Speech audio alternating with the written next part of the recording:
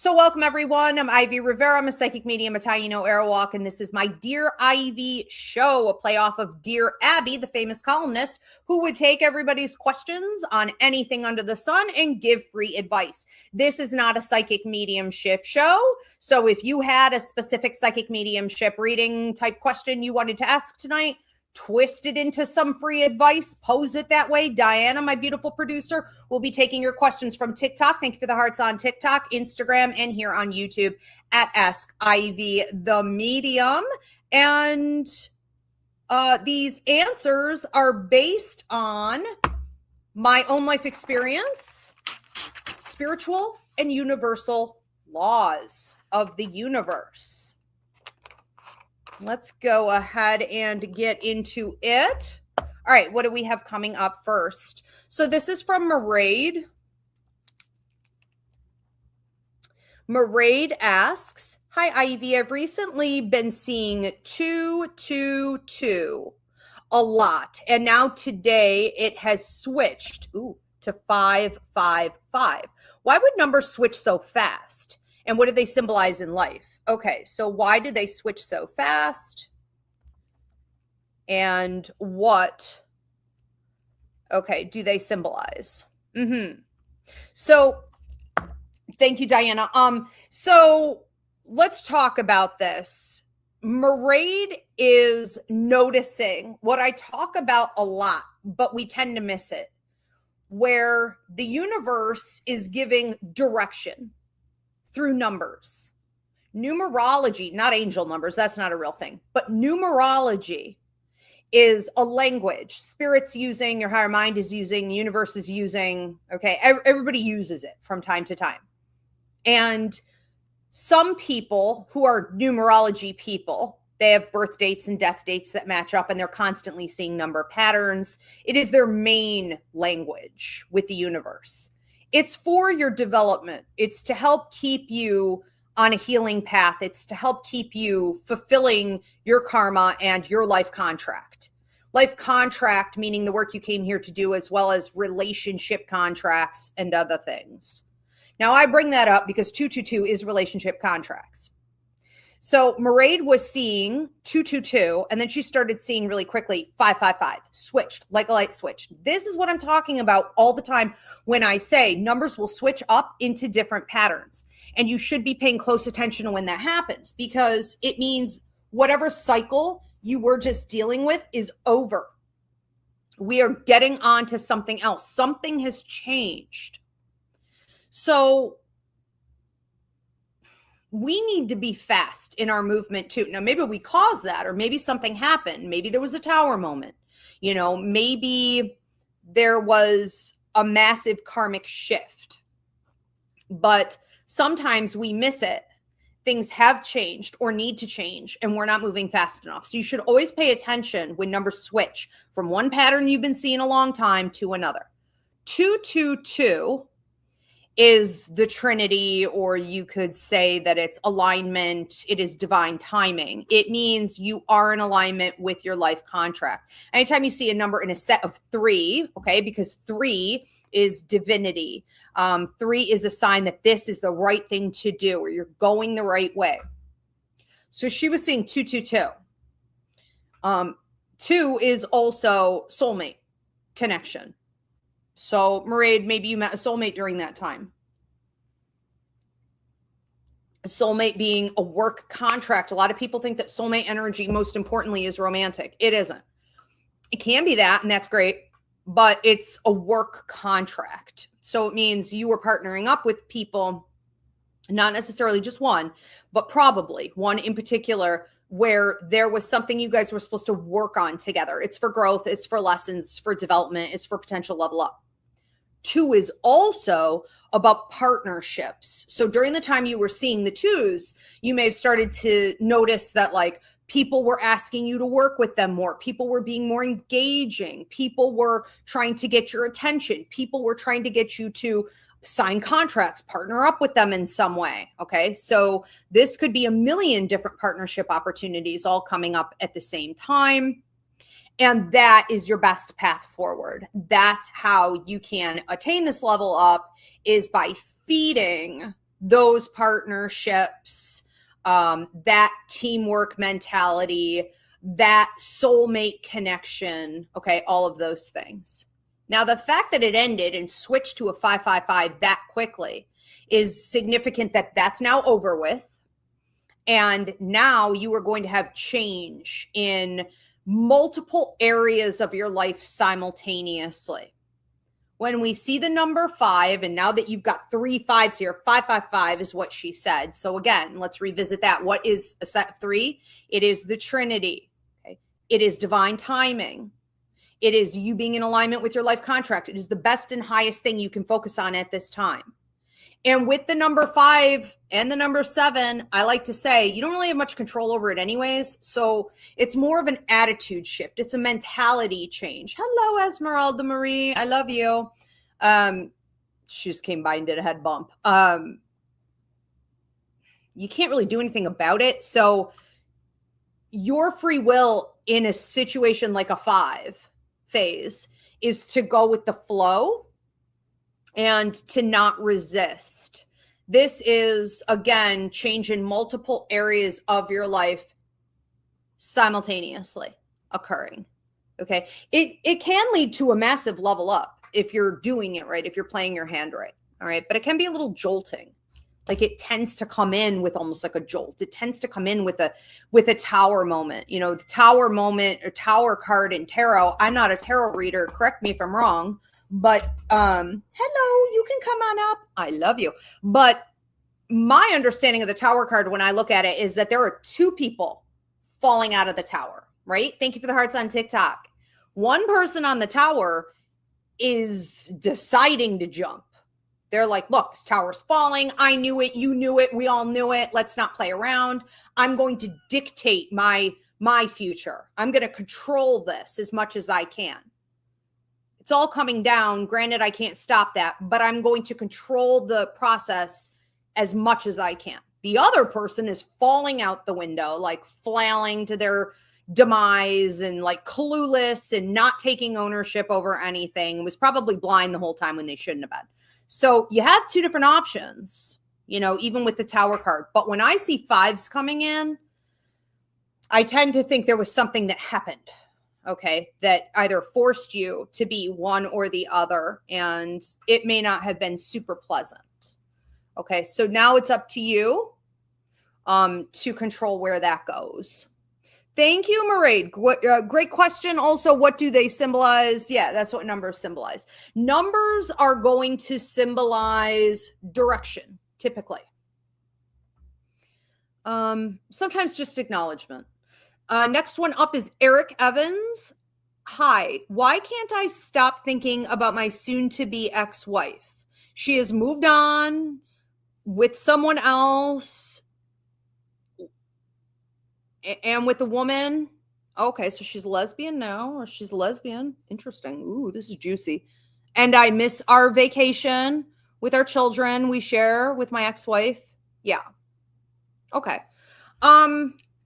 So let's talk about missing people and why, you know, that can happen.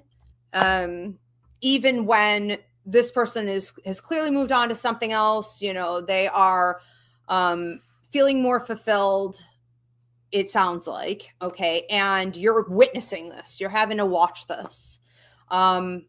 When we have unfinished business,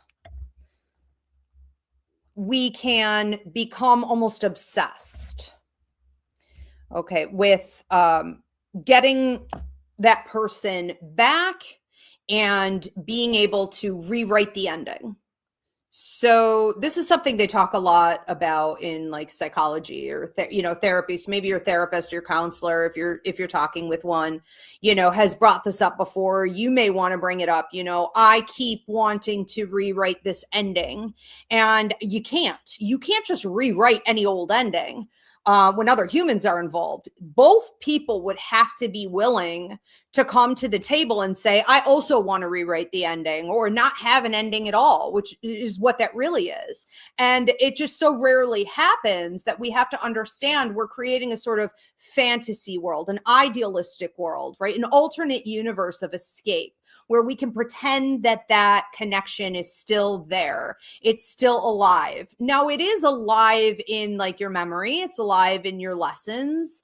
It's alive energetically because you guys did have a significant contract together. You know, you had significant partnership opportunities, it's co-parenting, whatever, marriage. It's alive in that way that you will continue to learn from it for the rest of your life and even into future lives. When we look at people, there's quite a lot of research on this. When you look and listen to people who are like on their deathbed, they can be in their 90s or 100, and they start to talk quite a lot about old relationships, even back to like middle school, elementary school, their childhood, stuff they've never spoken on. They start bringing all of that up because they're processing. And what they have found is that when people are talking about these relationships, these experiences with these other people from way back when, they never fully learned the lessons. They hadn't fully processed why that person was in their life, why that individual crossed their path. And now they're ready to process all of that. Okay.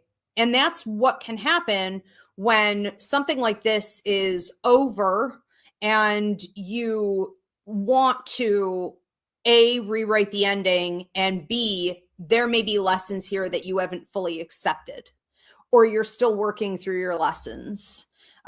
This can be your karma, right? Your karma being your growth, your lessons, your opportunities for development here. And so you really want to turn it around and focus more on you and say, well, clearly I am energetically pulled to this relationship because I haven't gotten everything out of it that I'm supposed to yet. And you can do that in a million different ways, but often the universe will show you something important when the universe is ready or thinks you're ready to see it. Okay.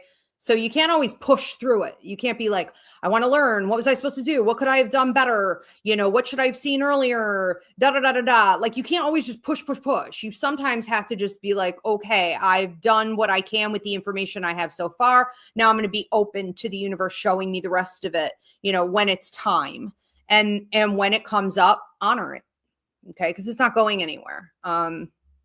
But you can also do things like a cord cutting if you are sincere in it. Okay. There's a cord cutting class up on my website where you're saying, I don't want to be interrupted as much with this person's energy. Redirect your thoughts too.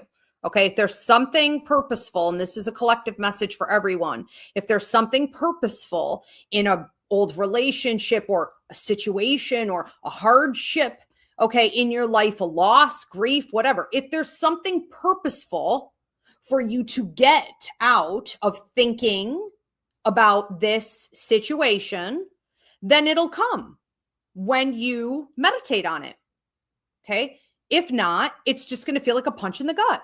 And you need to be like, okay, I just need to control my mind better. There's clearly nothing for me to learn in this moment on this thing. Okay. I need to stop, because that's what rumination is. Okay. Thank you for the hearts on TikTok. That's what ruminating is. That's what cyclical patterns of negative thought are. It's your brain just running away and taking you for a ride. There's a lot of research too on how our brain thinks of the same. I think it's like 60 thoughts per day or 150 thoughts per day. We're just like robots, just repeating stuff. So be mindful of cycles. Okay. Yeah, there's a little bit you could do there. All right, let's move on to another one. This next question coming in is from Jocelyn on TikTok. Hi, Jocelyn. I need advice with my life, with health, friends, love, education. It's like blocked. Okay, so Jocelyn, so this isn't really very specific. I mean, you know, life, health, friends, love, education. Okay, but you feel these areas are blocked. So here's the real question. How do I remove a block? The best way to remove a block is to do an evaluation, looking back at all the things spirit, your higher mind, the universe has been telling you you need to do that you've been denying. all the things that you've been shown you need to change that you won't fix, you won't change. Okay? All the things that you were told to get rid of, all the people you're not supposed to be dealing with, all the situations you're not supposed to be entertaining, and finally do it. It's not that you're confused, it's that you're unwilling. There is no time in life when the universe has just abandoned us and we have no sense of, especially in life, health, friends, love, education. This is you. The universe did not bail on you in all of these areas. That does not happen. So you have been shown, you have been told, you've been given the tools, and you have refused. Okay? Hold yourself accountable, take responsibility, make the moves, do the things, cut those things out that you're supposed to. I would say the easiest way to clear up a block is to cut off the habits or the people that you're feeding or the things that have been on the chop block, the stuff you were supposed to detox from first. Usually that'll really get the ball rolling, but there's no way you're this confused. It's a choice. Okay? So start with that. Unblocking is detoxing and creating the changes that you know you need to make. Let's move on to another one. Ooh, that's a good one. I'm seeing a bunch of good ones. Edgar says, could I please get advice on not second guessing myself, such as taking exams and choosing an answer? Ugh. Yes. Yeah, let's break that down. Any other students here? Anyone else going for certifications or Anyone else just struggle with second guessing yourself, being double-minded, being your own worst enemy, shooting yourself in the foot, So, this is an area that I've struggled in personally. I think that the best thing to do when you are dealing with taking exams, you're getting tested in some way. You have to have the right answer or else, right? This is an opportunity for you to stay out of your left brain, your logical brain. Your left side, logical thinking, will bully you around. It will haunt you. It will interrupt the truth. It will make you feel as though there is no other answer than what they are giving. I like to think of the left logical side of my brain, no offense, Virgos, but I like to think of it as Virgos or Capricorns, that paternal, that dominant, that triangle, that type A energy. This is what it is. This is what it is. This is what it is. And so often they're wrong. And there's no out of the box thinking. Okay. I like to think of the right side of the brain as like Sagittarius and Gemini and a little bit of Scorpio, like a little more fluid, a little more artistic, a little bit more like, well, what else? What else could there be? The right side of your brain is where your intuitive intelligence lies. It is the polar opposite of the left side of the brain, typically. So your intuitive intelligence is always, with a 100% guarantee, going to trump your logic and your emotional intelligence, which is like bottom of the barrel. Okay. I feel this. I feel that. It doesn't matter. It's like pretty irrelevant. Unless it's saving your life, it's pretty irrelevant. So you have this opportunity in taking a test to allow your left logical brain to give the first answer. And that's because you studied and because you know what you're doing and you got a college degree and You know what I mean? You've heard other people in positions of authority teach you, train you. You have reason to have some logical thought about the right answer, for sure. But you need to, whenever you're confused, it's like, wait, is this 100% accurate? Whenever you're confused, and only when you're confused, should you pull in the right side of your brain? Okay? The trump card, the wild card, the winner, always a guaranteed correct answer, because energy never lies. It can't.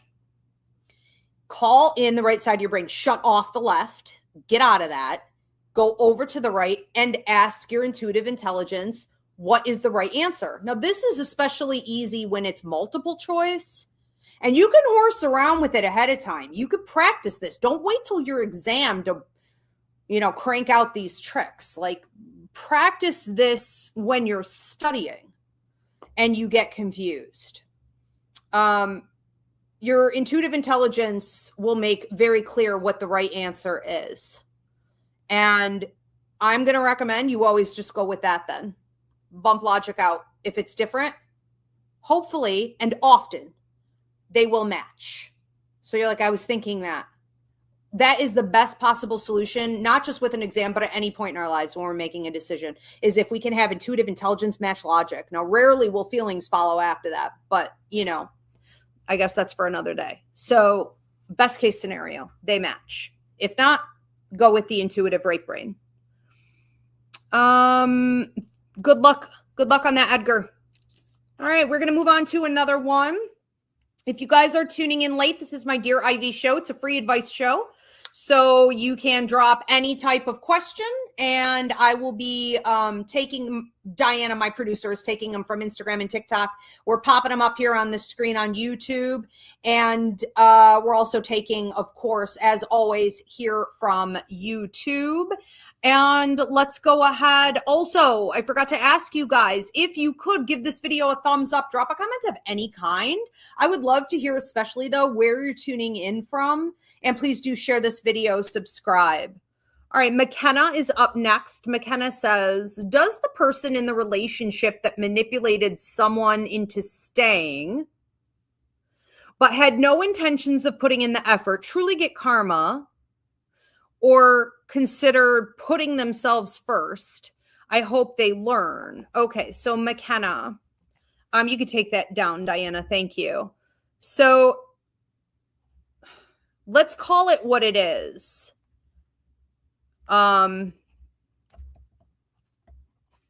Manipulation and abuse. You get a lot of people, especially in heterosexual relationships, men in particular, who feel that they are entitled to do this to women because they are raised up from birth to extract from women, from society, from, everything. They're trained up from birth to extract. Women, on the other hand, are trained up from birth to give excessively, without question, to hold space, to overlook red flags.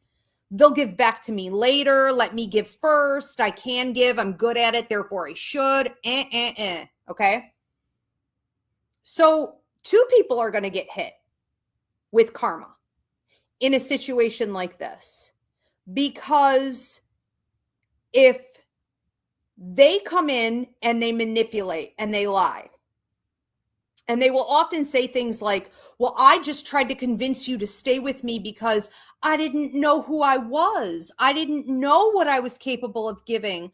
I just don't deserve you, or I couldn't give you everything that you wanted, or I'm not right for you, or it wasn't enough. Bullshit. Bullshit. Okay? Bullshit. They knew damn well that what they wanted was your attention, your affection, your energy. They're a mooch. They're a vampire. They're a bottom feeder. They knew exactly what they were doing. And when they finally got busted and were really ready to get cut off, they came up with that excuse that they didn't know they couldn't give. So it is a manipulative, abusive tactic that everyone raised up in the patriarchy has witnessed. So all types of people, not just men, but all types of people can use. It's a narc tactic. It's narcissistic.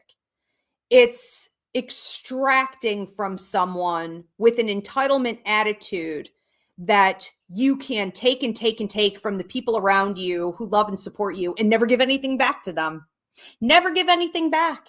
And the reason these systems persist is because not enough people call those losers out on it. But karma does exist. And karma will come for them. And we're in a karmic cycle right now. I put 2 videos out on this yesterday from, I think it was like the 14th or the 13th to the 20th, Karma is being delivered. So go check out those videos I put out. It was like, get your popcorn, get your front row seat to the karma show, because here it comes. And immediately I started noticing people's posts. All the readings I did today for clients is karma, karma, karma, karma hitting. It's hitting hard right now. So this is the best time for you to witness. Will it hit everyone? Yes. Will it necessarily be in exactly the way you want it to be? I don't know. I hope for you it will. But and McKenna, I'm not saying you're tied up in this per se, but if you did, let's just say you chose to allow someone to take you for a ride like this, there is no way that along the way you weren't aware that it was happening. You maybe overlooked a red flag. Maybe you turned a red flag pink. Maybe you said, well, I'm just going to hold space. Maybe you took them back when you shouldn't have. Maybe you accepted, a BS apology, knowing in your gut it wasn't right. Maybe you had no proof that this person was consistent and you were lying to yourself and you let them lie to you.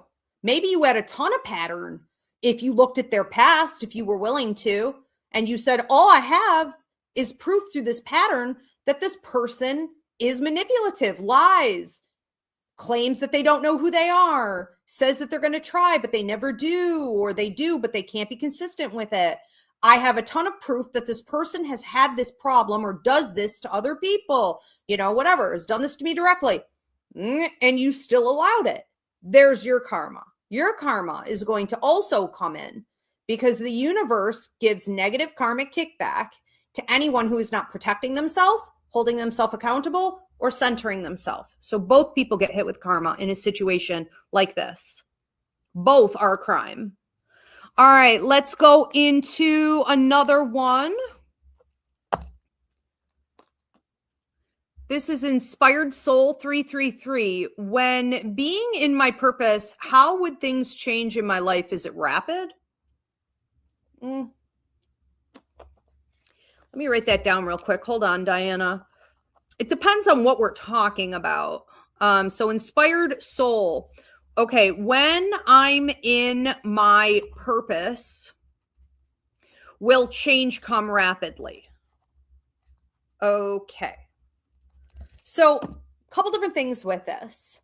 When you are a newbie to it, when you are deciding maybe for the first time or you're revisiting it, but you haven't been consistent with it in the past, when you're coming back to your true path, to your authenticity, your life contract, the work you're genuinely here to do, that's alignment. The universe isn't going to be like, you're doing it, here are all the blessings. And if you did it and then left and then you're coming back and revisiting it, it's usually because all the blessings didn't come in at once. And you got sick and tired. You were like, why do all this work if I'm not going to get paid out? So you bailed. So if you come back, the universe again isn't like, she's back, let's give her all the blessings. The universe is gonna, in its sweet ass time, give you your payouts. And what the universe likes to do is test you over and over and over again to make sure that you are going to stick with it and that you are going to defend it, protect it. It's almost like fiercely choosing it over other things. And that when the tests come in, which I like to think of as like opportunities instead of tests, that you don't allow them to become blocks, that you face each one of those tests, recognizing past mistakes, past errors, and what the higher vibration is, and you choose that higher vibration, even though it may not come with reward right away. Even though you may feel that it's far more familiar to choose the lower level, it's more comfortable, everyone else is doing it, it's acceptable, and you're saying, no, not for me. So it's really choosing you. Most people who have this type of question don't often choose themselves. They are overreaching with other people. They allow for toxic, negative, lower vibrational things. They stay too long. You're always the last one to leave the party. You know, you're entertaining things that are below you. You haven't chosen you enough. And you've probably created a lifestyle for yourself where now it's pretty hard to choose you. Maybe you've had kids. Maybe you are caught up in other obligations. Now it's really, really hard to choose you. So you are going to have to prove it repeatedly, okay? But you will have regular opportunities to do that. I'm sorry, did I poke you in the eye? I'm sorry. And know that the payouts really start to come after, let's say, 3 tests. I like to say that the universe will tell you something 3 times and then we'll pull back. Spirit will do the same thing 3 times and then they pull back. And it's kind of this way with tests. And not to say other tests won't happen after it, but you could start to get the rewards after passing 3 times, ballpark. Okay. Yes. So if there is a situation where you are choosing, you know, to do the right thing and you've already kind of gone through the ringer on that a little bit and you're getting faster about it and you're getting more strict and you're not backpedaling all the time, yes, you could have immediate results. Absolutely immediate results. Yes. Often though, when we are in alignment with our purpose, and this is just sort of a general message for everyone, when we are in alignment with our purpose, our life contract, we're doing the right thing, we're choosing the higher vibration, right? We tend to see blessings come in unexpected ways. So the universe never just totally leaves you hanging. They may not be the payouts that you're looking for, but it's like people are kinder. People are smiling at you more. You may receive little gifts. Maybe a butterfly comes and, you know what I mean, spends a little time with you. A little bird wants to land on your shoulder. Your favorite movie comes on. You haven't seen that in 15 years, you know, come on. You know, somebody forgets to charge you for things. I went through a little bit of a karmic level up. I don't even want to talk about it, but like 2 months ago, and I did well. I got to pat myself on the back. I did well. And all of a sudden I started getting everything for free. And I noticed today that like no one billed me, like no one's billed me for anything in a long time. And that was just, I think, the universe's way of saying, and it started with that situation, like the situation where I normally would have vomited and passed out and I would have had a horrible time. I did really well. I used my tools. I passed the test and they never even charged me, but neither did anyone else after that. So it can be random things. What I would have preferred as a payout is to never have to go through that again. That didn't happen. Okay. But I am getting blessed. And should I ever have to go through it again, it won't be as hard. I'll be better at it, you know, but it comes in unexpected ways. So don't slap the universe in the face and say, well, this isn't the blessing that I wanted or expected. I would expect it to hit me more in the area where I'm making the change. No. Any type of blessing is a good sign that you're going in the right direction. Okay. And that's never an accident. So yeah, an attitude of gratitude about what is coming in. All right, let's move on to another one. These are amazing questions. I love this. All right, another one. This is McKenna. How can I disconnect from constantly thinking everything is a sign so that I can actually know what my guides are telling me? Well, that's funny because I literally just said, you know, that when things are happening, like recognize, you know, sort of recognize the signs. That's just funny timing on that.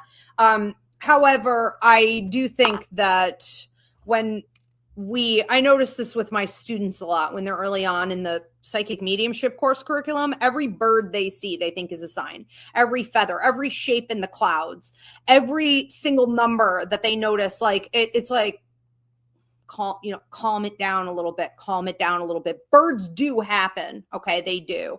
Numbers on clocks tend to happen, you know? So I think that understanding that, anything really significant for you to know will come typically in sets of 3 and you can ask for that. So when you see a sign and you think it's directional, it's steering you the right way. You can say to spirit, the universe, your higher mind, give that to me 2 more times so I know for sure that's the right way to go. And if you don't see it a couple more times, it was probably nothing. I don't think there's a ton of harm though in seeing everything as a sign, as long as it's not doing damage. I tend to see everything connected, numbers, thoughts that pop in my head, songs that come on the radio, the thing my cat just did, something you guys say on a show, da da da da da, something that happened in one of my readings with my clients. Like, I tend to see everything is connected, and that's not a bad thing. It's usually pretty accurate. Just don't make up your own storylines to fit your narrative. You know what I mean? If you find that you have one going on and it's not a truthful narrative, or, be mindful that you can also conjure signs. So a lot of people are like, oh, well, I noticed this, I noticed that. And I'm like, you probably just manifested it because you want to live this lie of a lifestyle or something like that. You know what I mean? Also, you can ask your guides, in particular, your joy guide who watches over your mental and emotional well-being and your spiritual development.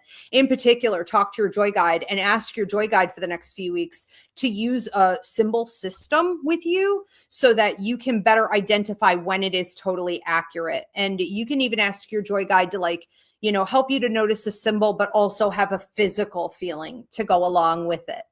And, that's it. You're setting up your symbol system. You can control it. Absolutely. We're going to move on to another one. This is, I don't know who this is from, but it says, how do you handle comparing yourself to others? Okay. So how do you handle comparing yourself to others? This was very similar. It's funny you're asking this because one of the collective questions that I was going to bring up for today's show is incredibly similar to this. And that was, how do I resist caring so much about what other people think of me? All right. Like if they don't like me. Okay. So those are both very similar. So let's get into this. How do you care less when other people don't like you? And how do you handle comparing yourself to others? How do you handle comparing yourself to others? Okay. Excellent question. Yep. This is the collective. I would love to hear in the comment section how many people are feeling this right now. So when you, let's get the first one knocked out here. When people don't like you, people are causing trouble for you, I would say the first thing to understand is that they are threatened. They feel threatened by you because they recognize that you have something they cannot attain.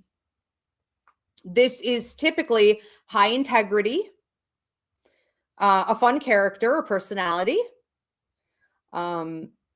This is a higher moral code of conduct or ethical code of conduct.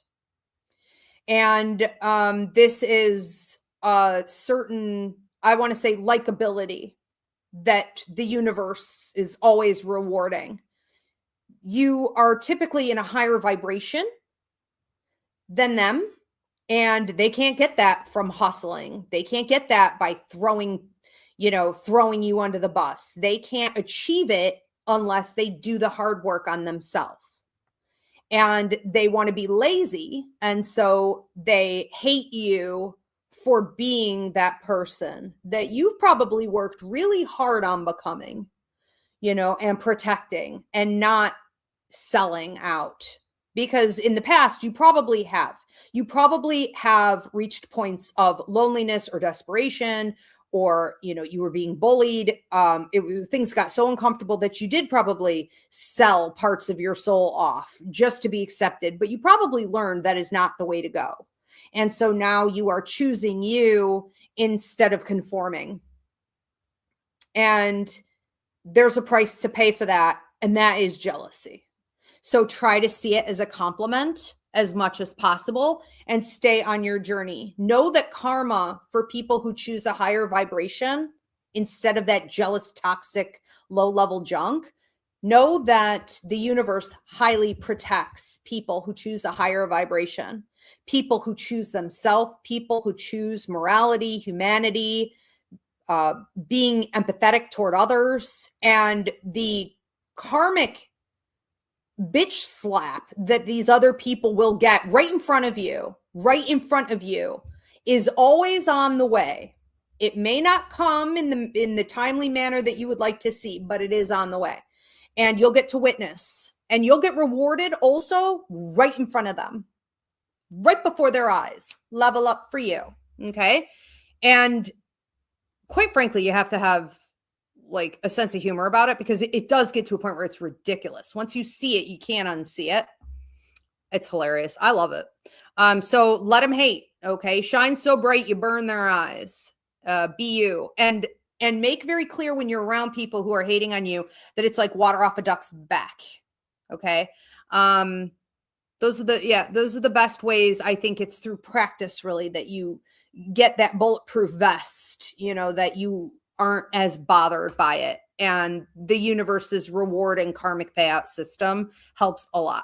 Now, this other part of the question, this is like a part 2 then, how do you handle comparing yourself to others? I personally don't ever compare myself to anyone else, because I know that each human being on earth has a contract that they signed before they came here.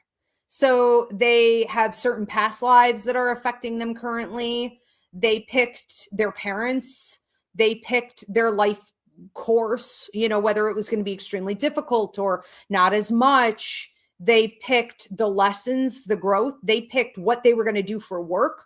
They picked all these things. I mean, even right down to like the body, we pick all of these things. So why the hell would you want to compare yourself to anyone else when they have a completely different contract than you? Mind your own business, stay in your lane, keep your nose down. You know what I mean? Keep your eyes on your own business. The more you do that, the more the reward system for you, and the easier it becomes to not pay any attention to what is going on out there. This is about knowing yourself. This is about trusting that you are unique and you have your own journey, and that no one is an extension of you. Not your children, not your friends, not your lovers, not your parents, not your family, not your dog. Like, no one is an extension of you. Everyone is on their own journey. And you need to romanticize yours more. You need to be like, I am all about my life. I am all about my life contract. I am in a romantic dance. This is every day me wanting to fully invest in myself and pamper myself and grow and, be in alignment with what I came here to do, and know that it's supported by the universe. And this is where the magic happens, and I'm going to meet the right people. I'm going to, be able to fully explore those relationships I have contracts with. Those are the important ones, and I know that, and that's worth my time. And everyone else is like pretty irrelevant. Okay. Because that's the other major thing that I think a lot of people miss, is that every single person you cross paths with is not necessarily anyone you're supposed to care about or entertain or even really be talking with very much. Okay. You have people you have contracts with, and those are important to pay attention to. Everything else, who cares, what they're doing?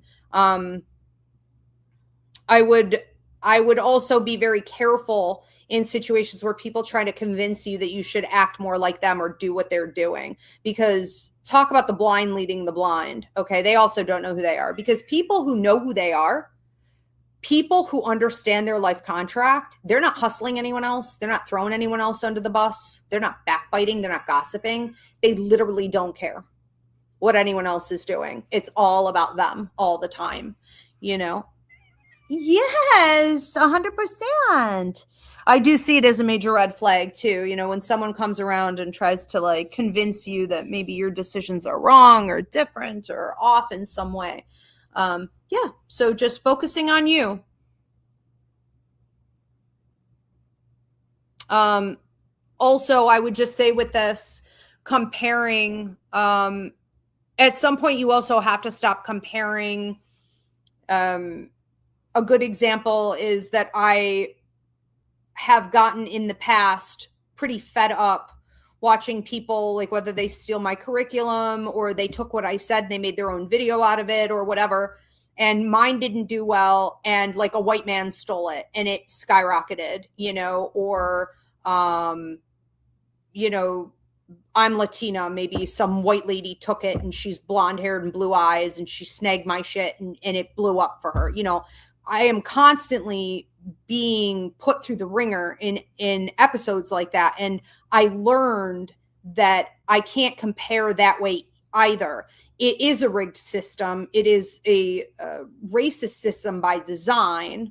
And there are a million things that may be keeping you down, whether you're a woman, you're marginalized in some way, you're a minority. I mean, whatever. There are always going to be people within the system, right, who will make it hard for you to get credit for things. And that's where comparison can really start to get toxic, because all you could do is chip away at those systems every single day. Be committed to that so that you're fighting that system. But also know that your rewards, while they may not come through a rigged system in the way that they should, the universe will always deliver your rewards. The universe will never let you down. Your blessings, your payouts will come. Okay. But they may not come in exactly the way you thought they would. Look at Bad Bunny. Look at what Bad Bunny just pulled off. Okay. And like he was bagging groceries 10 years ago. And like, it was the first time we had any representation, like really ever on a scale like that. Okay. From what was it? The Grammys to the Super Bowl to bam, bam, bam, bam, and one of the things he did that I believe got him there, when I recognized him as a significant player in all of this, it was when he started displaying the feminine on his body through clothing. I haven't seen anything like that in an authentic way since Kurt Cobain. He's in harmony. He's in balance. He minds his own business. And he's always saying, like, I do my own thing. Do your own thing. Fly your freak flag. Do you, and don't worry about what everyone else is doing, because your payouts will come. We are going to move on to another one. This is Joel Big Head Turtle Clan from TikTok. Said, I needed to hear this. Thank you. That made me feel better. You're welcome. I don't know what was said. I'll have to go back and rewatch these. Sometimes they're fun. McKenna says, I had a psychic I trusted for 2 years tell me he would never leave. She was so accurate, but I don't want to believe the person for me I have to wait for or watch treat me terrible. Thank you, Ivy. Yeah, we have to be careful. We have to be careful with the readers that we trust, because often they don't take into account free will. So they just read everything like it's destiny charted, or they read your mind and they're really psychic and telepathic at reading your mind, and they just tell you what you want to hear. So they tell you stuff that's not at all true. It's not in alignment with the universe. It's accurate in that you were thinking it or you were wanting it, but that doesn't make it right. Okay. There's a big difference between psychic work and light work. Okay.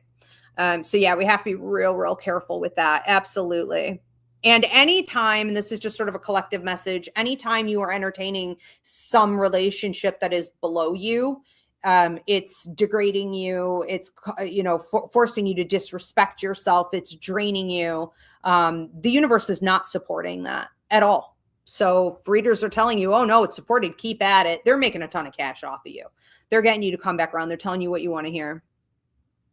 It's not good. It's not right. The universe will never, ever. That is the law. The universe never supports when you entertain something that is below you. You will get negative karmic kickback for that. The universe delivers punishment because you're not doing your part in protecting yourself and holding yourself accountable. So your whole world can fall apart, not just that relationship. This is Ashley Buffalo said, I needed this. I am moving to Colorado at the end of the month and I'm scared. I have 3 kids. Any opinions, please? Okay, so Ashley Buffalo says, I'm moving to Colorado with 3 kids. Okay.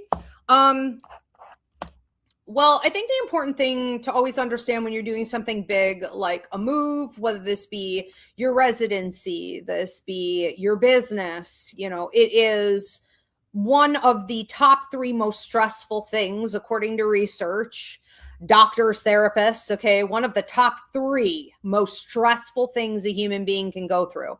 So when you start getting tripped up, thank you for the hearts on TikTok. When you start getting tripped up and you're like, oh my God, maybe I'm making the wrong move. What if this? What if that? That's probably just your nervous system reacting to the fact that it's like this divorce, okay, or like losing your job. Like these are the biggest stressors on people.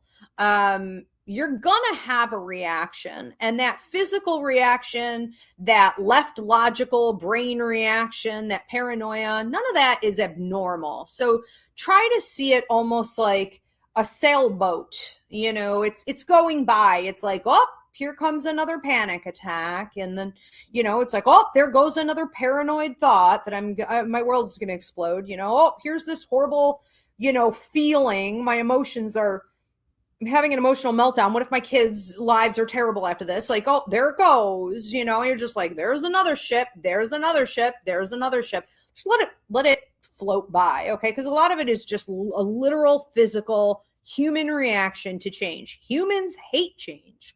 We despise change. No matter how much we say we want free will and we want our freedom, we don't like change. We're just not really cut out for it, I think the other really important thing to do is to just make sure that you have made this decision from a high vibration. It's the right thing for you to be doing, and you have already clearly come to that conclusion that this is the best choice. And at that point, you at some point need to stop. You at some point need to stop analyzing it and overthinking it and worrying about it, and just say, I am a grown-ass adult. I've made up my mind. I have made a decision. I'm going forward with this decision. I'm shutting off my brain. I'm not going to get, pushed around by these intrusive thoughts. I, maybe will have to tweak some things. Maybe some better choices, can be made once I'm stable and I'm in Colorado. And when I get up to bat, if I'm ever called up to bat and I have to make those changes, I'm confident that I can do that at that time. And that's it. And that's it. And you replace worrisome thoughts with that. I move constantly. A lot of you probably, for those of you who followed me for a while, I move a ridiculous amount, typically every 2 to 3 years. This is the longest I've been anywhere I can't even remember when. Probably since I was a kid. We had this one apartment for a few years. I move constantly. I was on Main Street in Williamsville, Amherst area there in like the Buffalo area. I was on Main Street there for a while, and I moved 1, 2, 3, 4, 5 times in like an 8-year period, I think it was. And everyone was like, she moved again, like whatever, you know what I mean? And then after that, I moved a few more times. So it is, and I do the same thing with houses. Like I'm constantly going. And I think at some point it stops being a massive point of stress and it becomes something you see as strategy. You're defying the human limitations of the nervous system. And you're saying, these are level up opportunities and I'm going to take them. I'm not going to be pushed around by the fear, by my ego, right? Fear, manipulation, and control. I see it as a level up opportunity. I'm going to go take it. Do I know it's there? Not 100%. Am I going to go off of free will and in blind faith and I'm just going to go explore it because I feel like it's right? Yes, I'm going to take my opportunities. Okay. And eventually you're kind of numb. You're relatively numb to the whole drama of the move itself, and knowing that you made the right decision for your children is also smart. Keep that in mind. I made the right decision for my children, because if you go in there with a willy-nilly attitude, they can smell it like blood in the water. So be, strong-minded for them. We're going to move on to another one. This is Monica from TikTok. How do you manifest friendships? Okay. So I did Monica on TikTok. Thanks for the hearts on TikTok. Could everyone stop and give this video a thumbs up? Let me know in the comment section where you're tuning in from. Share this as well. I did a church service, so it's here on YouTube at Ask Ivy the Medium. It's called How to Make Friends. And I think it ran like 2 hours, maybe an hour and a half. This was a long one. Normally my church services are like 1 hour and I'm out of there, okay? This was a long one, if I recall correctly. So go on to my YouTube at Ask Ivy the Medium and put in the search bar, How to Make Friends. When you are trying to manifest friendships, one of the things I talk about in there is seeing yourself as the provider, seeing yourself as the queen on the throne, seeing yourself as having all of these attributes, these qualities, these benefits about you. I am strong in character. I am solid and show up for people. My handshake means everything. My reputation is based on my integrity. I have so much to offer in relationships with others, whatever it is. Okay. Whatever it is that you know about yourself, you kind of bring to the table. You want to visualize yourself as the queen on the throne, who never chases anyone, who never needs, who never overreaches. You are simply available with all of these amazing gifts, and people are welcome to approach. You want to visualize that they can now approach the throne. Maybe you'll say yes to them, maybe you won't. The thing is about this type of manifestation is that you attract everything. So you attract all types of people who want friendships, or some of them could be users, one-sided, codependent. You will also attract some of the higher vibrational people that you would be deserving of, that you are in alignment with. Okay. So it's up to your discernment once you do this to weed out the weak and not just entertain anything. But there is an opportunity in you, instead of looking out at humans and saying, I need this, I want this, I have a void that needs to be filled. That is sending a very sort of codependent, wanting message out to the universe. And immediately, law of attraction kicks in.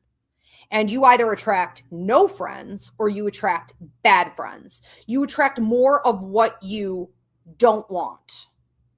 So manifestation and law of attraction need to be used in harmony with one another from a place of power, confidence, alignment, knowing what you deserve.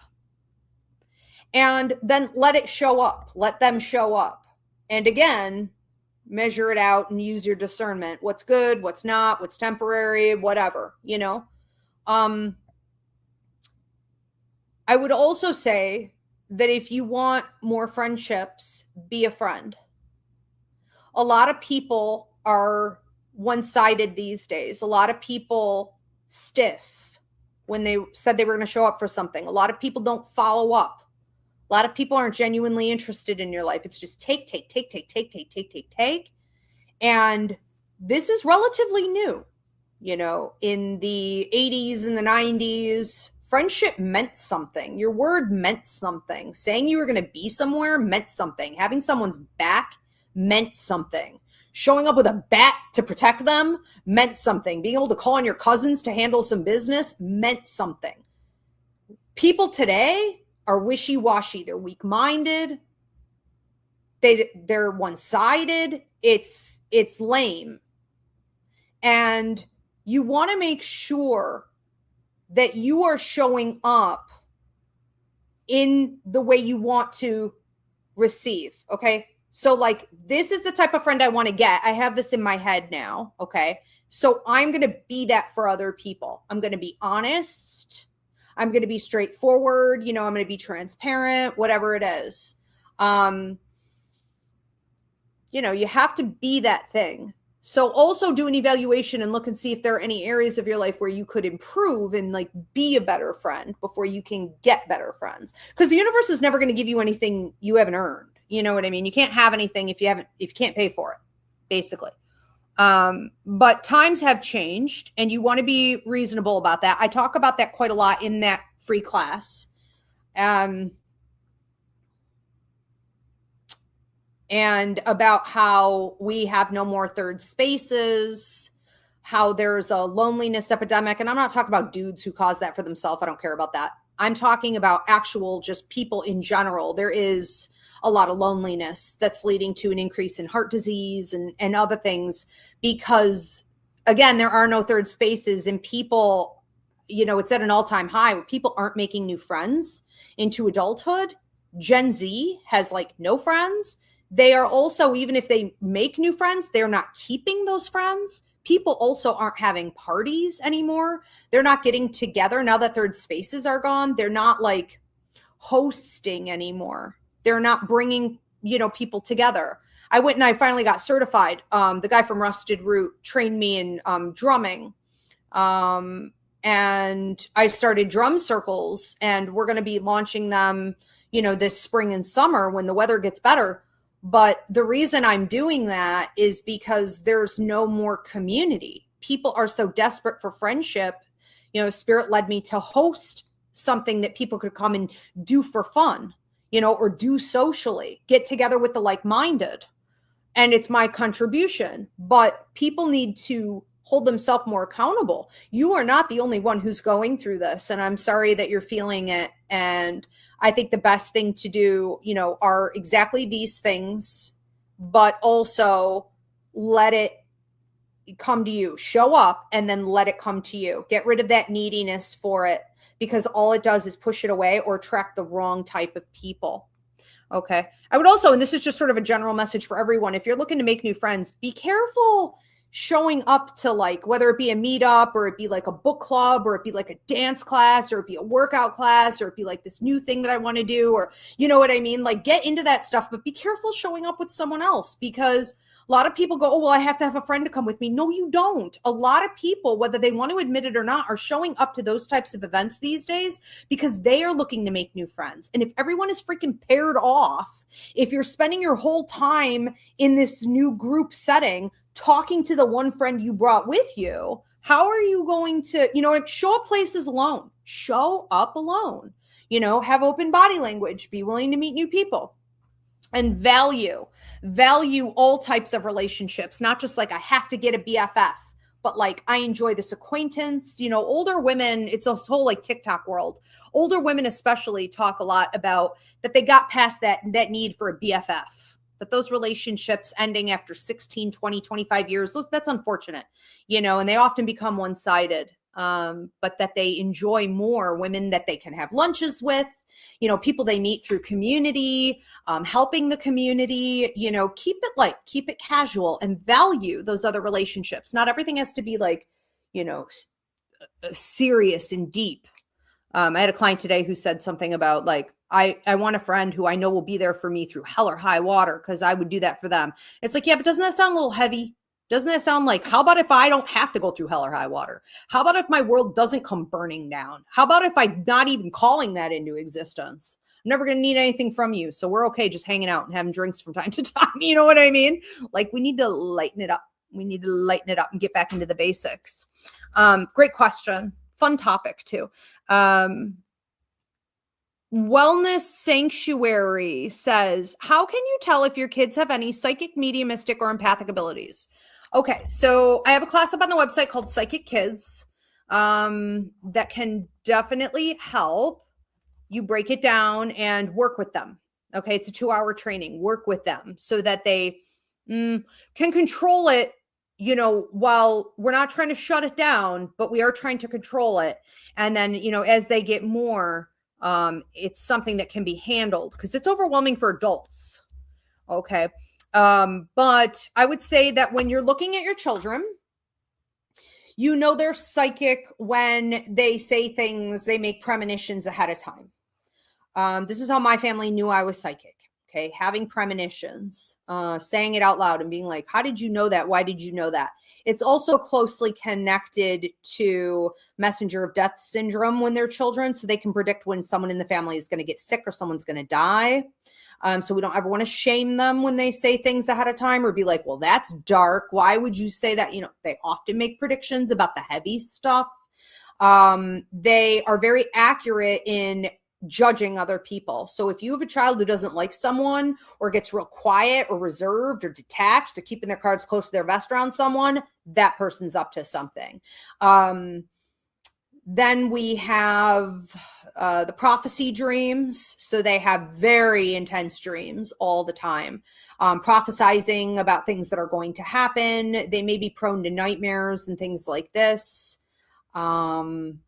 They tend to be stuck for a matter of years in a past life. So it's not at all uncommon to, if your child is psychic, to see that they are up until the age of like 8. I mean, the longest it typically goes for people is like 15, but where they are split, they are this person now, but they are also sharing with who they were in a past life. So they may say things to you, like they may remember you from a past life too, like past life flashbacks in general, where they're like, oh, I remember when, the house was burning and you fell off the roof, and you're like, what? What 3-year-old would come up with something like that? They have flashbacks. Okay, so that's a sign of increased clairvoyance. When we talk about empathic ability, you're talking about a child who has tendencies to be extroverted or likes to play and express themselves. But then when they get around a bunch of other people, bright lights, loud noises, they melt. They become a completely different human being. Or maybe they're not really an extrovert. They tend to be a little more introverted, but they simply cannot stand being around large groups of people. They cannot stand family events. When they're in school, they don't handle transitions well. So maybe they're okay when they're at their desk in a lesson, but as soon as it's time to go play, they're detaching, they're disassociating, they're going in and out of trance states. They cry a lot. Okay, they cry over other people's feelings. They cry over animals. They cry over inanimate objects. They feel that objects are talking to them, because empathic ability is the reading of other people, spirits, atmospheres, objects. It's energy manipulation at the core. And so it's energy reading at the core and over absorption of that energy. They would feel the weight of the world on their shoulders. Empathic children, and this is often genetic. So look at the family and see if there were people in the family who had drug and alcohol abuse issues. And then you had people in the family who handled it better than those other people, and they were tremendous healers. But they would feel the weight of the world on their shoulders, because empaths don't understand that it isn't their job to fix all the evil in the world and the suffering. Then when we talk about mediumship, you've got things like heart palpitations, irritable bowel, sleep disturbances. They may be night owls. They may not sleep at all between 3 and 5:30 in the morning, or they're always up during that time, the haunting hour. They get a lot of ear ringing. So like tinnitus in the left, tinnitus in the right. Numbness, maybe they're in and out of the doctors a lot, dizzy spells, nosebleeds, trance states, passing out. I can't prescribe a diagnose. I think of Danny in The Shining, that movie, where he had time warps, or he would like pass out. Mediumship can be very intense because it is a form of possession. It is trance. Yeah. Saying things and you're like, what did they say? That's a weird thing for a child to say. That wasn't them.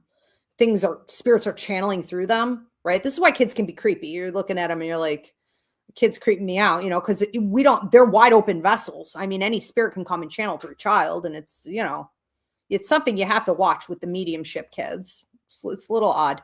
They would also be the first ones, and this was like in my family, I was the first one to receive a visit from a deceased loved one. It happened when my grandmother passed, it happened when my grandfather passed. And it was like, Ivy saw her, Ivy saw him, Ivy, got the visit. I always got the first visit because I was already connected. I was connected the whole time. I never disconnected, when they passed. And And typically they would at 3 years old, and then it peaks at 5 and 6 years old, they would be talking to spirits that you can't see, but maybe like that picks up in photographs or video, like orbs and things like this. And they're playing and interacting with spirits. Yeah. Great question. Never a dull moment. Never a dull moment with those kids, right? All right, let's move on to another question. This is from Nika. Nika says, how do you set healthy boundaries without feeling guilty? Okay, Nika, healthy boundaries without guilt. I think just putting yourself first and starting by understanding your programming. So the only people who feel guilty about setting boundaries are typically women. There are people who've also grown up in sort of societal constructs, or, you know, even within your, like, you know, your race, your ethnicity or culture. Like, there is a lot of previous programming that makes you feel as though you are responsible for everyone else. Okay. You're selfish if you're paying attention to your own needs. You are ungrateful if you were to set a boundary with an elder. You are becoming too independent. You know, this could also be seen as vanity. I mean, there are a million ways that you could be guilted into thinking that you're doing something shameful. It's punishable, you know. And that's exactly the way the system is designed. Okay, so there are a bunch of different systems. You're going to want to look back at the systems that have influenced you. Number one, okay, the systems that have programmed you to believe that you setting a boundary is a character flaw. It's an offense at the core. You're going to have to break down the patriarchy. Patriarchy is another system designed to make everyone in the world subservient to, like, white men. You know, we have to cater, we have to give without question, give them the power, give them the attention, give them everything. So look at some of the systems within which you get triggered. Where are you feeling this guilt? With what kind of boundaries? With whom? Where are you trying to set these boundaries, and who is triggering you to feel like in that instance something is wrong? You know, you're wrong. Okay, why is that? There are other places in your life where you're probably okay with setting boundaries. Maybe you never even think twice about it. You didn't even notice you set a boundary. That's notable. Why is that? Why is it that you could do it so well over here, but not over here with this guy? There's a reason for that. It's by design. Okay. So break down where this came from. And then you can start your journey of removing that guilt. I like to see it as a challenge. I like to see it as a test in my own life. Whenever someone is, there was this guy, here's a good example. I was just thinking of him the other day, and then he popped up on my social media. There was this guy who was constantly reaching out to me to, like, get together for a date. And I don't remember. Our friendship went a little ways back, and I didn't necessarily want to, like, offend him, but I also wasn't getting together for that date. Like, it wasn't happening. I don't remember why, but I kept saying no, you know.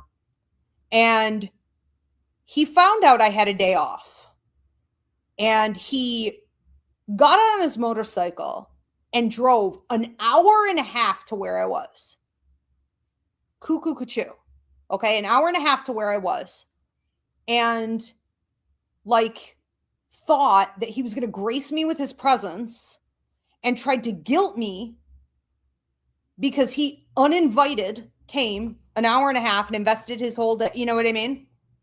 Thought he was going to guilt me into spending time with him. And so, you know, here he was, like, knocking on my door and trying to, you know what I mean? I went on my jog. I did my life. I could see him. I wasn't paying attention. I left him outside. I wouldn't even open the door. It'd be a cold day in hell. You know what I mean? I didn't even invite you here. So he had this. Is just a prime example of how some people or systems or situations have a built-in attitude of entitlement. And they really do believe that you are here to give them your time, attention, free labor, and they are gracing you with their presence. You are lucky to be part of them, even when you don't want them. Okay, even when they're not invited. It's ridiculous. And start to see it for what it is. Okay, that is a toxic, weird, twisted system or situation or person you've gotten involved in that they are causing you to feel guilt, and or you need to identify why you're doing that to yourself based on previous programming. That should do the trick. But I like to see it as a challenge. I enjoyed how upset he was. I enjoy how upset he still is today about it. You know what I mean?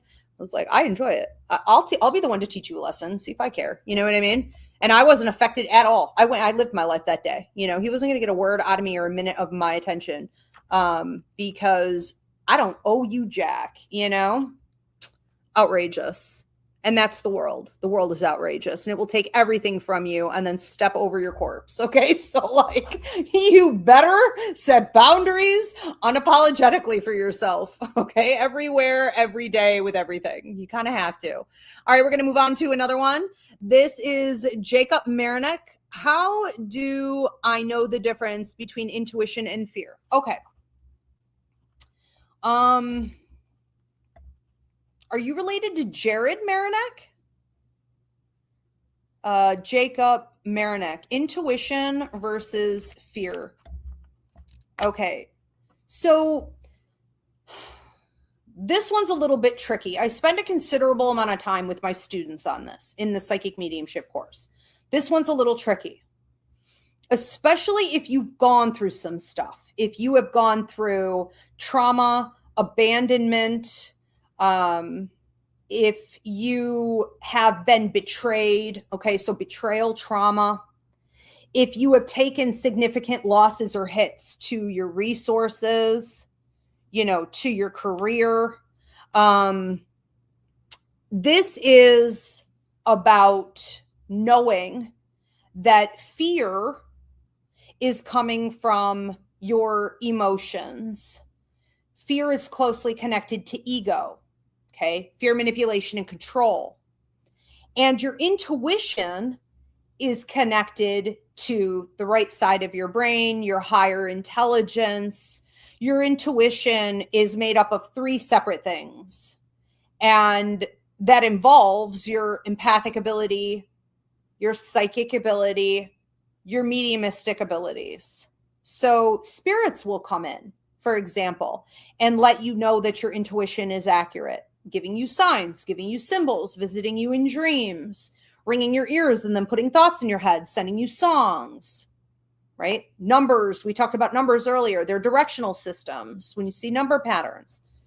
Your psychic ability will typically show you what's going to happen, when it's going to happen, how it's going to happen, what you should do about it through visions in your head or through dreams, aka prophecy.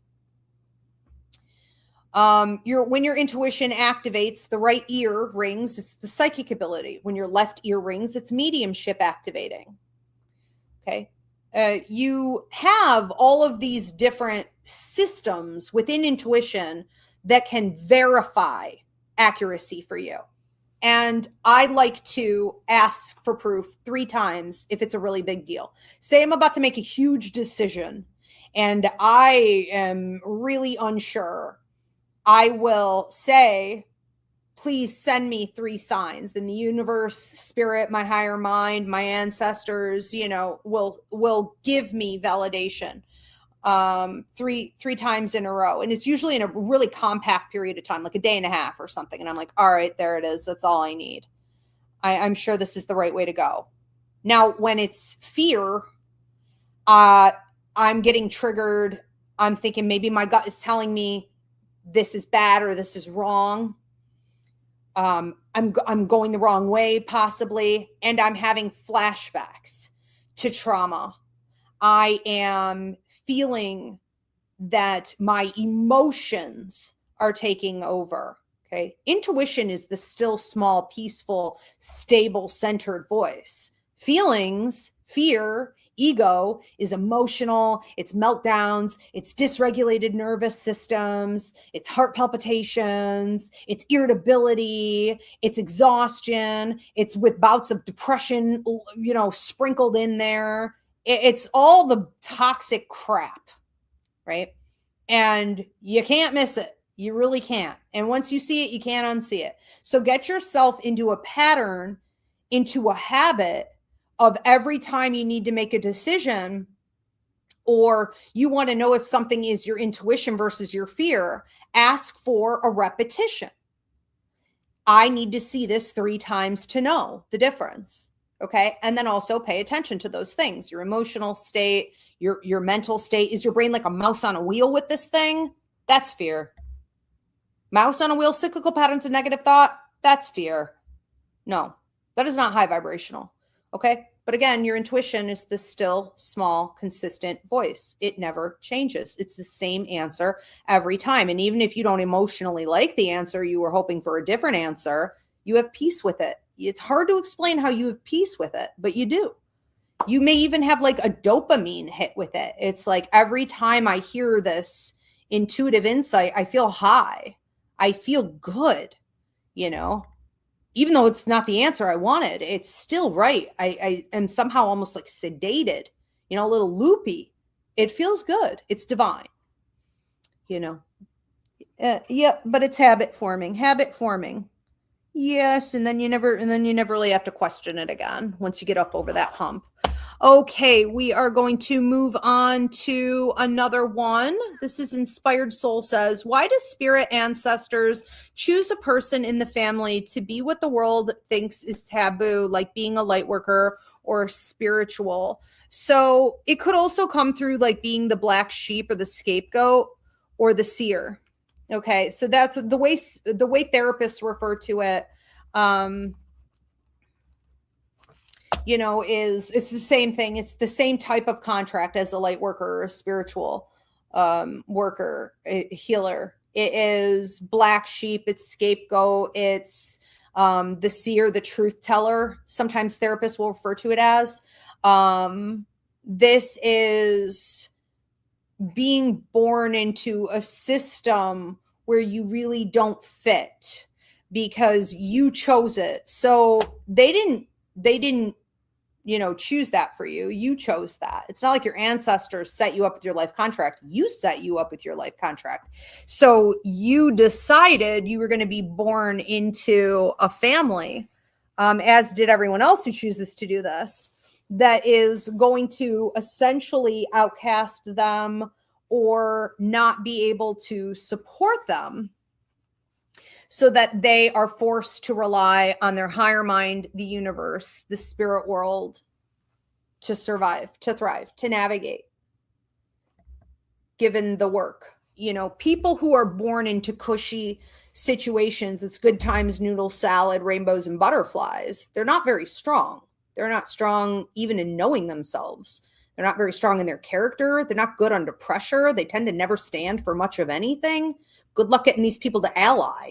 Good luck getting these people to march. Good luck getting these people in on the revolution. It's good times, noodle salad. It's just whatever it is. It's just easy peasy, right?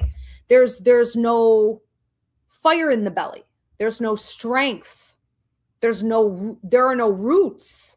Okay. So when you are born into a combative energy system like that, you are going to get strong fast. It's a sink or swim. And you chose that because the rest of your work on earth is going to be difficult. You know, as a light worker, as a healer, it's not easy to do this work. And you have to be tough. You have to also know what the hell you're talking about. You can't just talk the talk without walking the walk. You know, you have to have gone through the fire to be able to actually get out here and heal the world, you know, to be part of the revolution and the awakening. You know, there's no room for fakers in this. And the easiest way for you to really learn how to alchemize and transmute pain to power is to do it yourself. And that's going to start from birth. Okay. So it's a contract that some of us choose because we are here to do bigger things. I look at, I did a church service last night on It's published now. It's on YouTube here at Ask Ivy the Medium. It was called How I Survived Apocalyptic Times Using Sharp Intuition. And it was sort of like tips for the revolution. It was tips for everybody who doesn't necessarily go through a lot of stuff like that. And I talked about being homeless and thrown out on the streets. My mother kicked me out when I was 9. I talked about surviving 9/11, getting out with 9 days to spare, leaving New York City. I talked about some other things, and I couldn't be talking and teaching on these things or really even helping anyone else unless I went through them. I don't want to be talking about someone else's experience, and it wouldn't land. It wouldn't hit. It never does. You have to do it, so it's a choice. It really has nothing to do with like your ancestors and all of that. However, the ones who also chose to do it probably have some karmic debt to you, and you are probably carrying on their work. And those are typically the spirits that come in and lead you while you are dealing with your life contract. So we see similarities there for sure. All right, we are going to do last call. If there are any other questions coming in, now is the time. What is it, Ezzy? Come join us, Mama. Joelle Big Head Turtle Clan said, is being haunted in your dreams as a kid part of that too? Part of, I'm not sure what you're referring to, but being haunted in your dreams as a kid is typically connected to mediumship. It can also sadly be connected to psychic ability when the human brain simply cannot process the level of tragedy that's about to occur. A child, a lot of adults do it too, will conjure up a fake storyline, and it'll almost seem like it was just a bad dream. It was just a bad dream. It could even be cartoony or full of symbols, but it's actually accurate. It was, a prediction about something that's going to happen. So it could be, yes, it could be connected to kids who have a lot of nightmares and trouble sleeping alone and things like that. It's not always just like monsters, in the closet or monsters under the bed. Sometimes it's life. It's the monsters of life and what's to come. It's hard to feel safe when you see everything that's about to happen. And how bad life can really be. That's too much for a child. And so psychic kids need the support, not the shame, for sure. Yeah. Let's see if there are any other ones coming in. Anna says, why some parents put their responsibilities toward their children, obligating them to work when in fact it is their responsibility in the first place, and kids will focus only in finishing school. Was this let me see the beginning again. Why some parents put their responsibilities toward their children, obligating them to work when in fact it is their responsibility in the first place, and kids will focus only on finishing school. Well, a lot of parents aren't designed to be parents. Like, they should have never done it. They like don't want their kids. My parents certainly didn't want me or my siblings, but especially, with me, they didn't want to have anything to do with raising us. But that was common in the 80s. I don't even really cry about it because like there were a million other kids on the streets when I was homeless on the streets. There were a bunch of us, there are documentaries on this. No one wanted us. This is also why like boomer parents are labeled as being the absolute worst grandparents in the history ever, because they also don't care about their grandkids typically. It's narcissistic tendencies. It's all about them. So they just work. They don't care. They don't care about the kid's education. They don't care about the kid's life. They don't care about the kid's future. It's how can this human being serve me? Because that's how they think in terms of everything. How can this thing serve me? You also have certain situations where parents don't really have a choice. So maybe they do love their kids, but there are poverty issues, or it's cultural that it's not really important. My grandfather was missing 3 fingers from being a farmer in Puerto Rico. He would talk all the time about like only getting into the 6th grade, and then having to work. Um, and he was rough. He was rough with my aunts and uncles, and there were 9 of them, and it was rough on us kids. It's culturally not that he didn't love us, um, but it is a system where things like extras, education, maybe even college aren't as important as like having a trade, helping the family survive, putting food on the table, so it can also sometimes be that, and it's misread.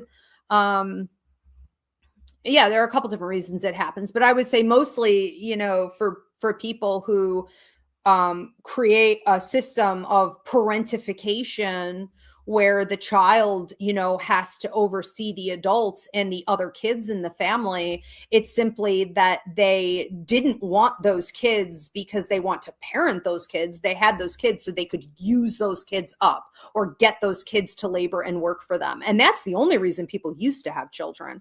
I mean, back in the 30s and the 40s and my grandfather from France. So I got the one from Puerto Rico who was missing 3 fingers, and then I have one from France. He was one of, I think, 10 kids, Stella, Lorella, Zella. They had the weirdest names. They all rhymed. And he said that he was left repeatedly. They took him one time and left him at the circus. I mean, there's no way he was making these horrible things up. He got left repeatedly, and he would find his way home. I mean, they had him as workers, and he was also working out in the fields. We have pictures of him in France doing farming. Like, I come from farming families, I guess, where it's like, this is what is done, and you're nothing more than a worker. So sink or swim, kid. It's like you got to earn that food. It's brutal. It's brutal, but it really shouldn't be here, anymore in this day and age, certainly. But I think that you see a lot of parents out there who they're not having those kids because they care about those kids, or they're going to do anything to help those kids. They are doing it even because society told them they should do it, and it's part of their false identity. A lot of women have this problem where they think if they don't have their kids by 35 or whatever, they haven't deconstructed from the patriarchy. They're still centering men. They haven't learned to decenter men. They think that their entire value and identity and worth is in pumping out those kids that they don't plan to raise at all. And that's super destructive, but it has always been the way, especially here in America. And we're just starting to wake up to this, and we can blame society, the systems for that. Great question. Christine says, what do you do if it makes you depressing, make you angry, but you choose to be kind and understand people who hurt you? It is so hard to control your temper, right? We all have our own limits. What do you do if it makes you depressed or makes you angry? Hard to control your temper?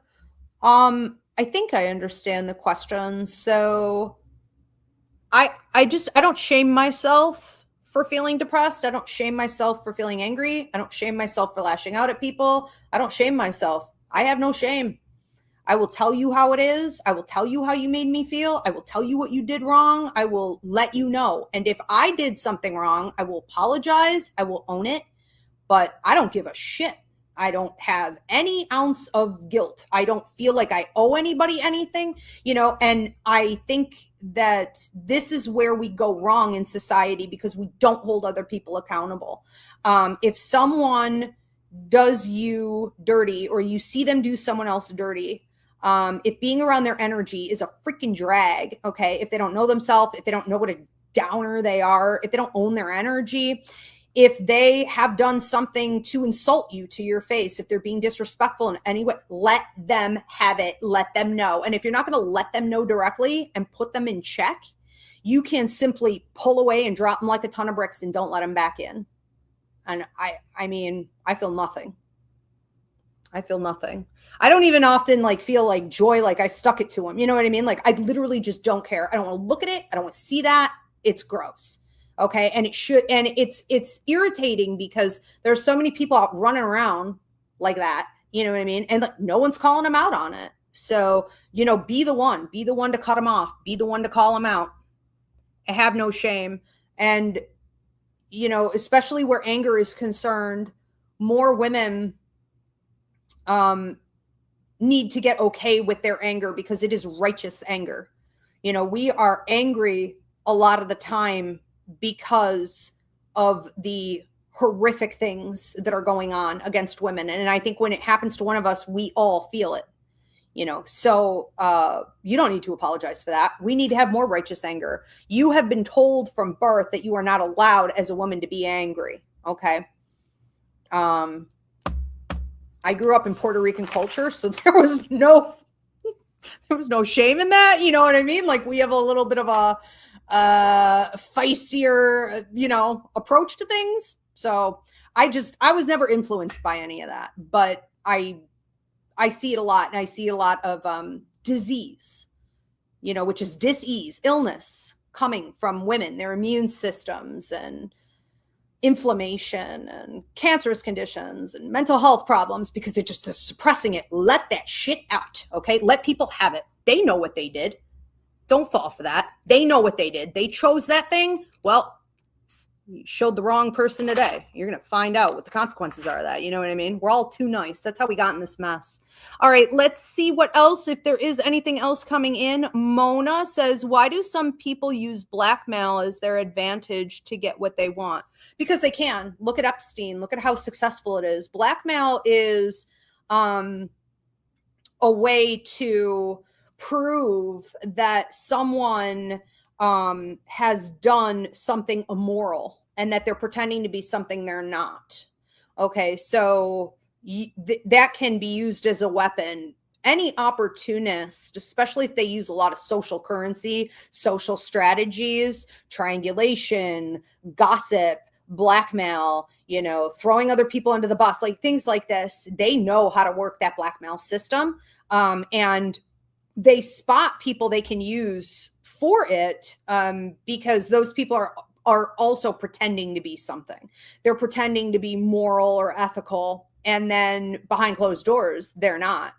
So if they can get dirt on you, there has to be a reason that dirt was there in the first place, right? So they have no guilt about that. It's like no shame in the game. Like, if you did it, you know what I mean? Then I'm going to use it against you. You know, like, you fell for it, basically. I mean, you fell for it. Now, there are people who try to use blackmail where they're completely lying on someone else and they're making it up. And that is because they can't get ahead on their own accord. They don't have what it takes to succeed to the level that they want. And they are essentially, I would say, potentially criminal. I mean, I think that when people take it that far, whether it's using flying monkeys, they're narcissistic, sociopathic, psychopathic, like whatever it is, I think they are at some point probably going to end up locked up, because that is borderline criminal at all times.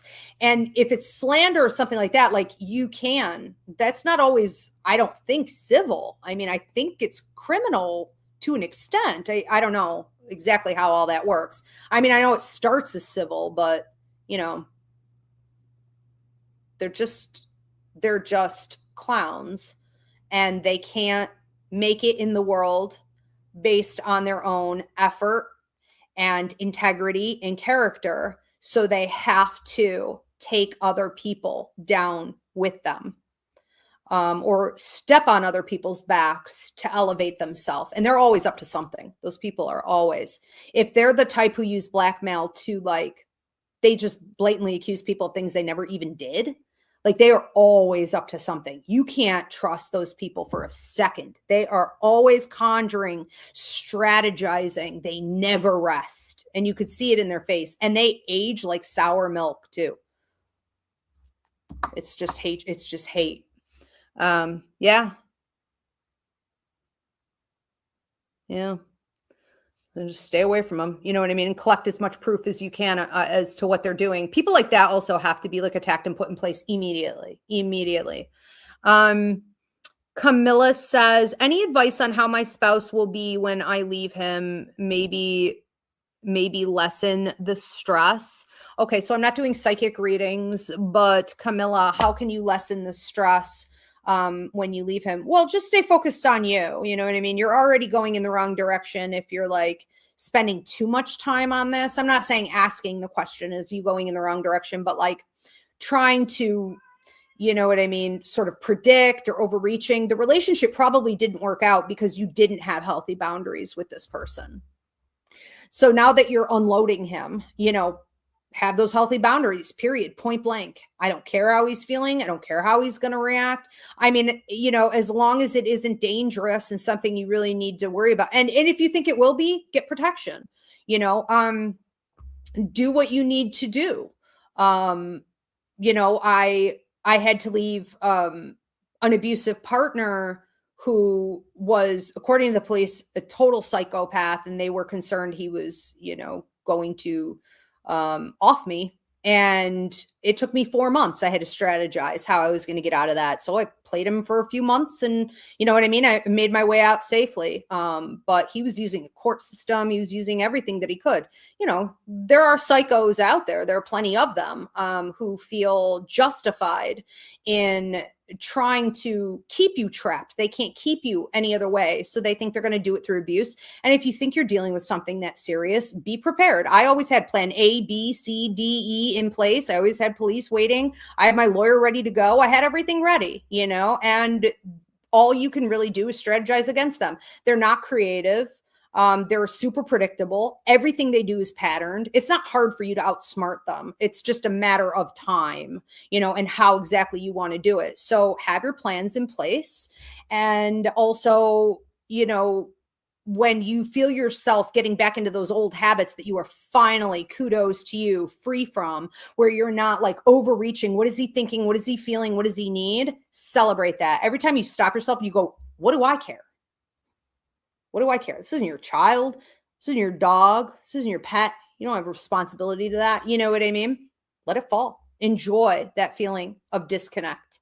And just make sure that you are readdressing all of that energy. Like, where's all that energy going to go? A lot of people say, once the relationship is over with, where does the love go? Was there love? I mean, that's, debatable, I think. Define love. But I think that in a situation like this, you were clearly giving too much, so much. And it was like unaccounted for, like it wasn't coming back in. Your cup was not being filled. You're going to want to cut that cord. I have a cord cutting class up on the website, and make sure that every time you catch yourself leaning into his energy, or he's pulling and tugging at your energy telepathically, he's showing up in your dreams, he's energetically still trying to pull you back. Cut that cord again, and make sure you're always mentally redirecting your attention back onto yourself. Nope, he's not popping in my head. How he's feeling, how he's doing, the stress about the whole thing. Nope, none of that. I'm not feeding any of that. Redirecting back onto myself. Maybe you have a cup of tea every single time you catch yourself doing it, and you celebrate you treat yourself to something nice. It's redirecting your mind, because it's been going in the wrong direction for so long. Yeah. Remember, people like this can't really stress you out unless you're letting them. So, have a game plan to beat them. Fuentes says, what does success realistically look like to you today? Do we need to experience failure in order to be successful? Okay, so let me write this down.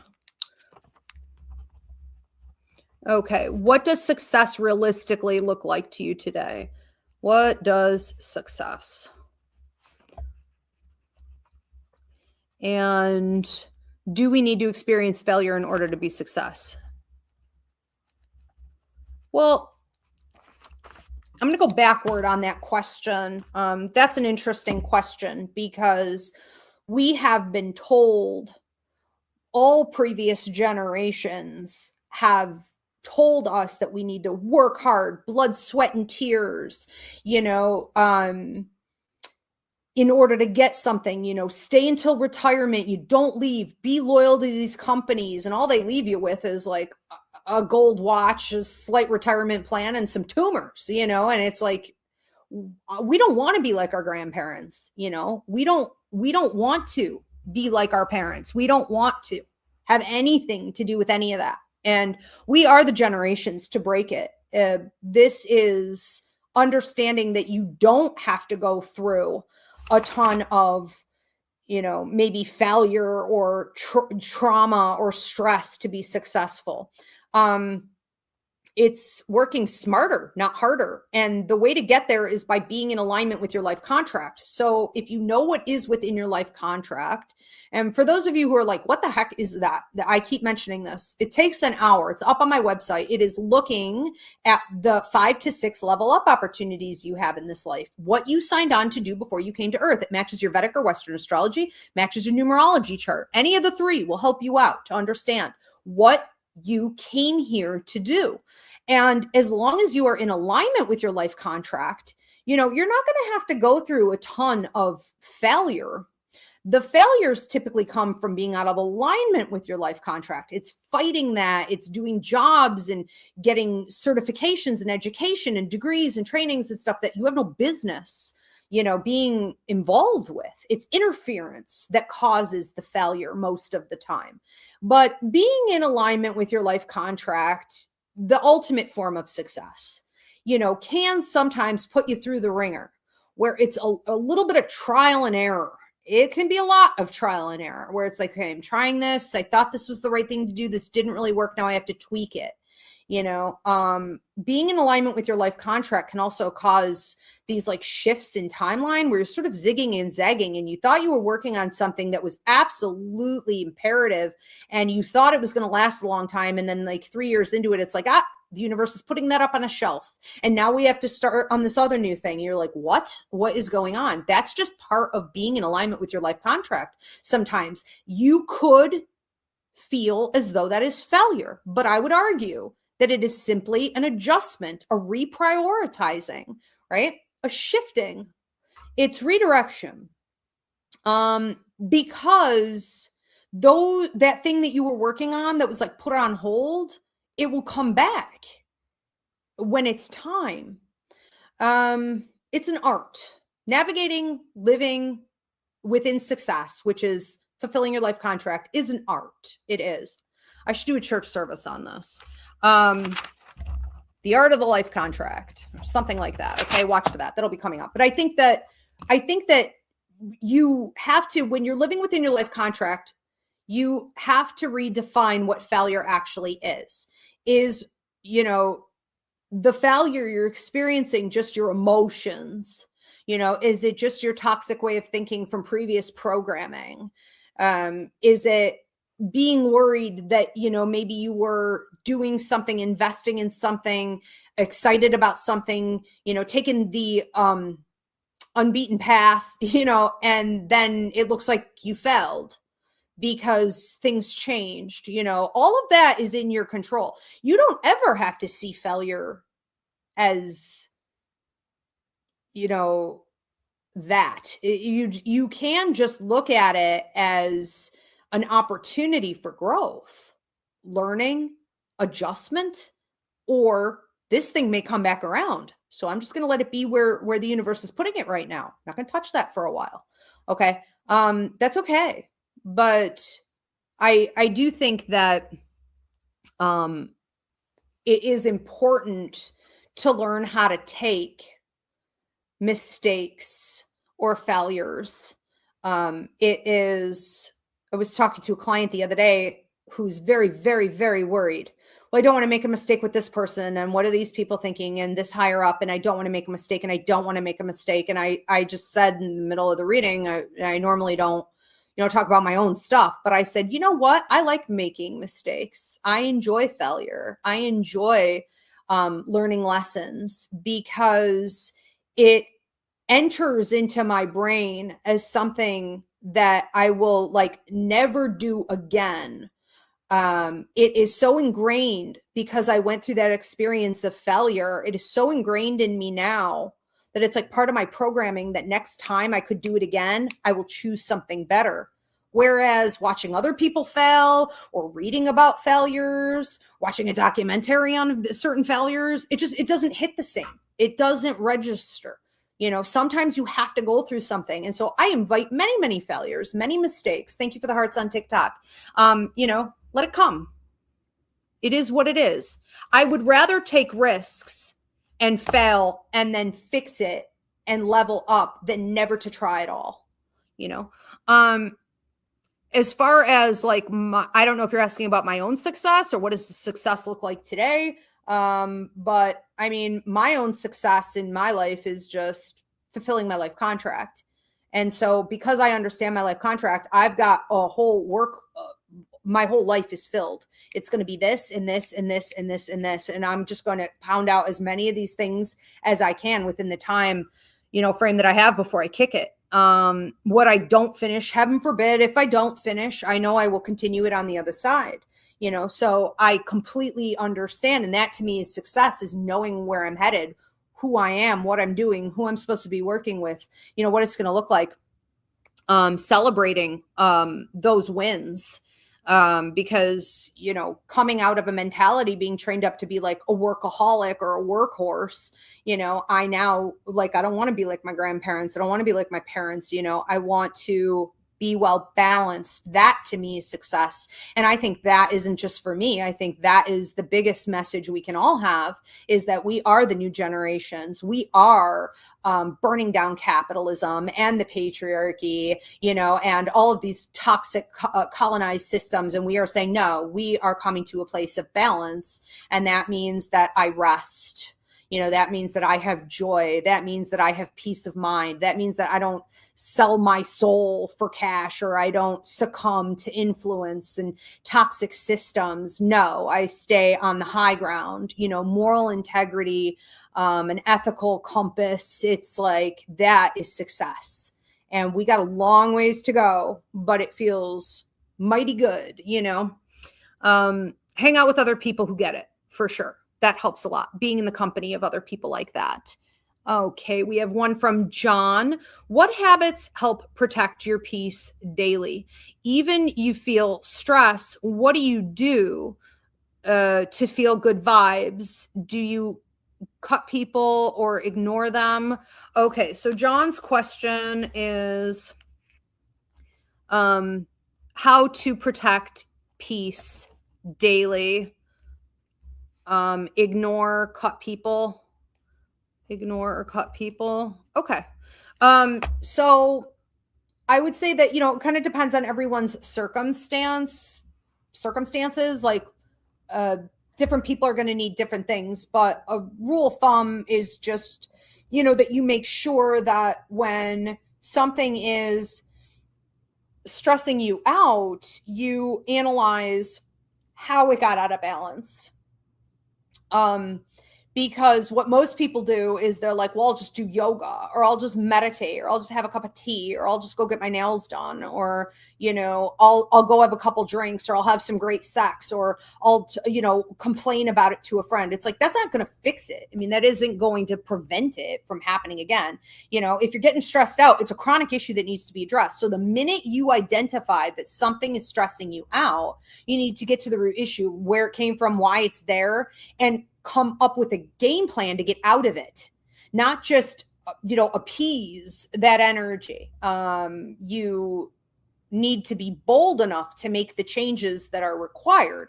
And that's why a lot of people, they don't want to look at the root issue, because that is going to cause sometimes even more stress if we're rocking the boat or we have to create change. But it is the long-term solution. It is the only solution. Okay. So having a willingness to be honest about the situation. And then if they are people that you are able to cut off or ignore out immediately. Yeah.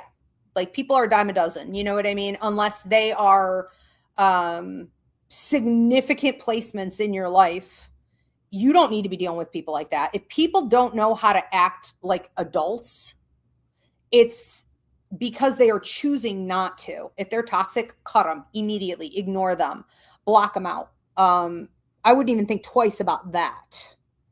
Okay. But yes, if you are realizing that something is causing the grinding of the teeth, headaches, stress in the neck, the upper spine, you've got stomach problems, you've noticed it maybe just a couple times where it's like, I'm nervous, I'm dysregulated, these things are happening, immediately get to the root issue.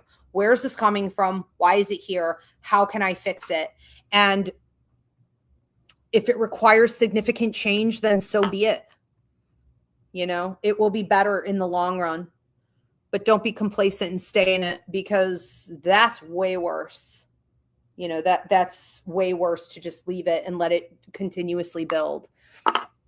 We don't want to have to learn the hard way. Okay, I think we are at time.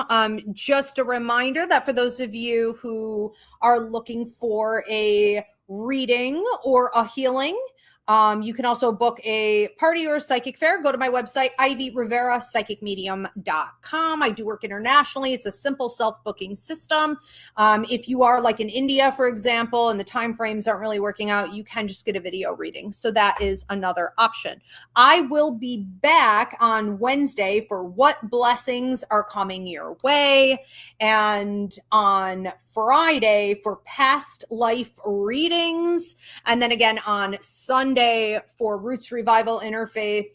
The sermon topic is going to be the art of intimate detachment, loving from a place of safety. So I hope to see you guys for that. All right. Thank you so much, everyone. Thank you, Diana. Thank you, Spirit. Thanks, everyone, for tuning in. I'll see you Wednesday. Thank you, Ezzy.